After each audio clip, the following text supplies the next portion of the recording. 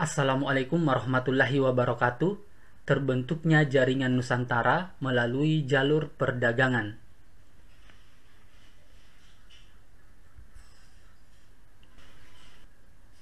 Jaringan perdagangan dan posisi Indonesia diambil dari buku The Silk Roads, Highways of Culture and Commerce 2000, karya Vadim Elisseev. Sejak abad ke-15, Indonesia sudah dilintasi jalur perdagangan laut antara India dan Cina. Jalur perniagaan dan pelayaran yang melalui laut dimulai dari Cina menuju Kalkuta, India, di mana jalur tersebut melalui Laut Cina Selatan kemudian Selat Malaka. Setelah sampai India, kemudian berlanjut ke Teluk Persia melalui Suriah. Jalur perdagangan berlanjut ke Laut Tengah melalui Laut Merah sampai ke Mesir menuju Laut Tengah. Indonesia melalui Selat Malaka terlibat perdagangan dalam hal rempah-rempah. Posisi Indonesia cukup strategis dan memiliki sumber daya alam yang berlimpah, sehingga Indonesia menjadi salah satu pusat perdagangan yang penting pada jalur perdagangan Timur Tengah dan Semenanjung Arab dengan Selat Malaka. Kalian bisa lihat di gambar ini adalah peta jalur sutra.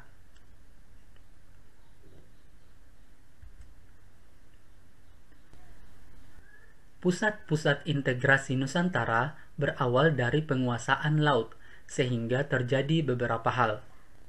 Yang pertama, pertumbuhan jalur perdagangan melewati lokasi strategis di pinggir pantai. Yang kedua, muncul pengendalian politik dan militer para raja-raja dalam menguasai jalur utama dan pusat perdagangan di Indonesia. Kalian bisa perhatikan gambar ini adalah One Road, One Belt atau obor. Obor ini adalah jalur sutra baru yang hendak dibangun oleh Cina. Jalur perdagangan yang berkembang di Nusantara ditentukan oleh kepentingan ekonomi. Perkembangan rute perdagangan juga berbeda-beda yang ditentukan pada masa sebagai berikut. Yang pertama, masa praaksara hegemoni. Pada masa tersebut, budaya yang datang dari Austronesia di Asia Tenggara daratan. Yang kedua, masa perkembangan Hindu-Buddha di Nusantara. Cina di bagian utara dan India di bagian barat daya menjadi dua negara superpower. Adanya peralihan rute membawa dampak positif bagi Nusantara. Secara langsung, Indonesia terhubung ke dalam jaringan dagangan dunia saat itu. Selat Malaka menjadi pintu gerbang yang menghubungkan pedagang-pedagang Cina dan India.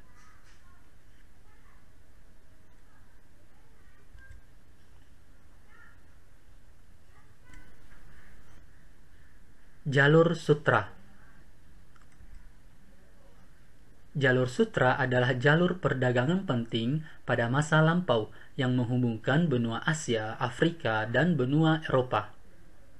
Nama jalur sutra sendiri berasal dari penamaan seorang akademisi dari Jerman yang bernama Ferdinand von Richthofen pada tahun 1877. Nama jalur sutra digunakan karena pada mulanya jalur ini merupakan jalur perdagangan sutra yang dimulai pada masa dinasti Han, sekitar abad ketiga sebelum Masehi. Sejarawan mengatakan bahwa jalur sutra dimulai pada abad kedua sebelum Masehi. Jalur sutra bertahan hingga kemudian mulai ditinggalkan setelah adanya jalur laut untuk perdagangan pada abad ke-15. Jalur sutra terbagi atas dua jalur utama, yaitu jalur utara dan jalur selatan.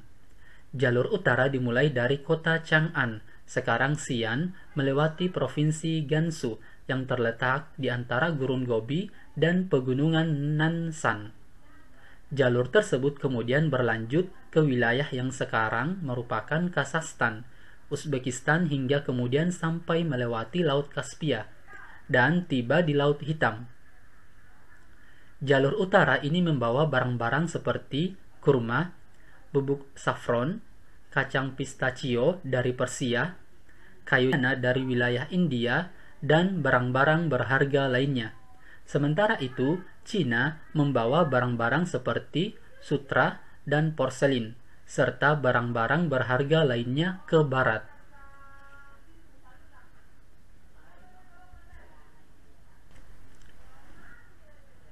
Jalur selatan dari jalur sutra bergerak dari pegunungan Karakoram, wilayah yang sekarang berada di antara perbatasan Cina dan Pakistan, dan kemudian bergerak melintasi pegunungan menuju Pakistan. Setelah itu, karavan akan bergerak ke arah barat melewati Afghanistan, Turkmenistan, hingga kemudian tiba di Mesopotamia, dan sampai di Laut Tengah. Barang-barang tersebut kemudian diangkut dengan kapal-kapal menuju Eropa.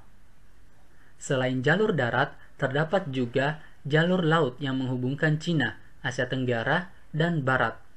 Jalur tersebut dimulai dari Laut Cina Selatan, Selat Malaka, Samudra Hindia, Teluk Bengal, Laut Arab, Teluk Persia, dan Laut Merah. Jalur ini menghubungkan rempah-rempah yang berasal dari Nusantara. Kalian bisa lihat di gambar ini adalah jalur sutra yang dimulai dari Cina dan mengelilingi dunia sampai ke Eropa.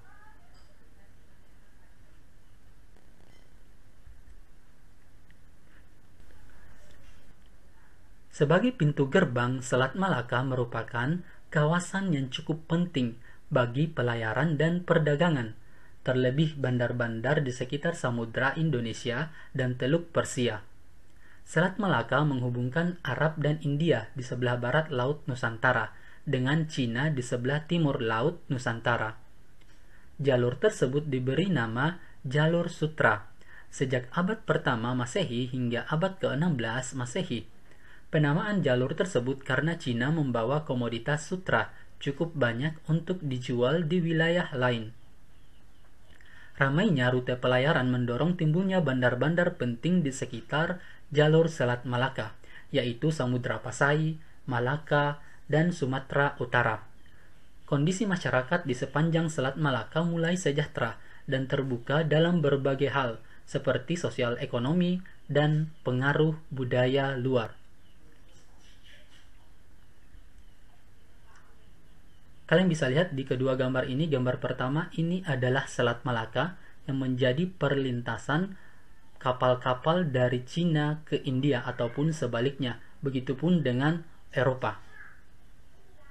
Dan di gambar kedua adalah ilustrasi dari pelabuhan yang ada di Selat Malaka. Sangat ramai dikunjungi berbagai negara dan masyarakat dunia.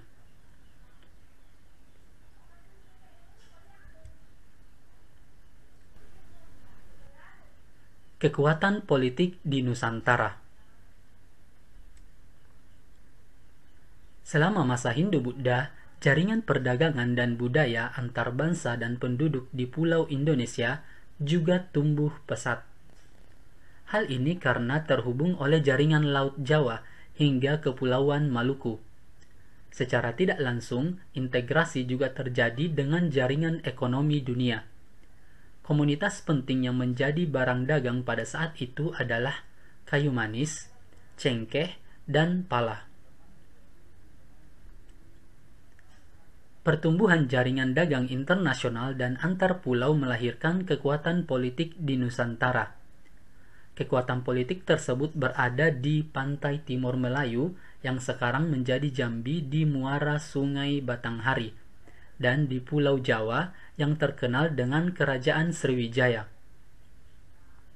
Terdapat 3 kerajaan besar, yaitu Tarumanegara, Jawa bagian barat, Kalingga, Jawa bagian tengah, dan Singasari, serta Majapahit, yaitu Jawa bagian timur. Kalian bisa lihat gambar ini. Di gambar ini terdapat 3 komoditas yang menjadi primadona bangsa Eropa ataupun di Cina atau India, yaitu cengkeh, pala, dan kayu manis.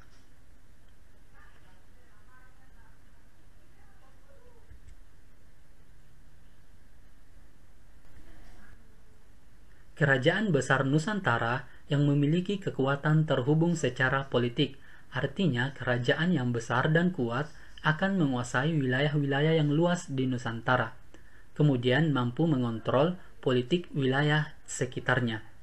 Hubungan kerajaan adidaya di Nusantara dengan kerajaan di bawahnya hanya berlangsung dalam bentuk hubungan hak dan kewajiban saling menguntungkan. Kalian bisa lihat ini adalah salah satu kerajaan besar yang ada di Indonesia, yaitu Kerajaan Majapahit. Keuntungan yang diperoleh dari kerajaan besar antara lain berupa pengakuan simbolik seperti kesetiaan dan pembayaran upeti berupa barang yang digunakan kerajaan dan untuk diperdagangkan skala internasional. Keuntungan kerajaan kecil adalah perlindungan dan rasa aman, sekaligus kebanggaan atas hubungan tersebut. Jika kerajaan besar sudah tidak bisa memberikan rasa aman, kebanyakan kerajaan kecil akan melakukan pembangkangan dan berpindah ke kerajaan yang lainnya. Hubungan tersebut semakin mengukuhkan Nusantara sebagai negara kepulauan yang dipersatukan oleh politik dan kekuatan dagang.